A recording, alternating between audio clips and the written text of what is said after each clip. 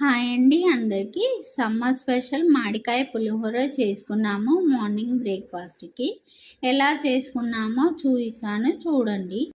ఒక 2 పుల్లటి మామిడికాయలు తీసుకోవాలి. మంచిగా వాష్ చేసుకొని ఒక కాటన్ క్లాత్లో మామిడికాయలను వేసుకొని వాటర్ లేకుండా తుడుచుకోవాలి. ఇప్పుడు మామిడికాయలను పొట్టు తీసి తురుముకోవాలి. ఇలా తురుముకున్న మామిడికాయలను పక్కన పెట్టుకోవాలి.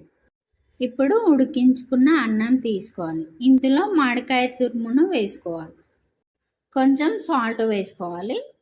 ఒకసారి మంచిగా కలుపుకోవాలి. ఒక 1 అవర్ పక్కన పెట్టుకోవాలి.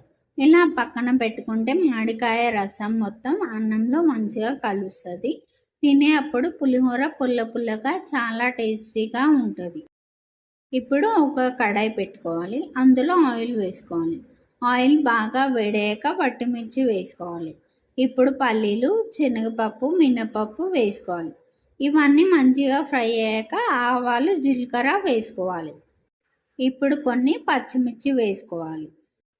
ఇప్పుడు కరివేపాకు వేసుకోవాలి. ఇప్పుడు కొంచెం పసుపు వేసుకోవాలి. కొంచెం ఉప్పు వేసుకోవాలి.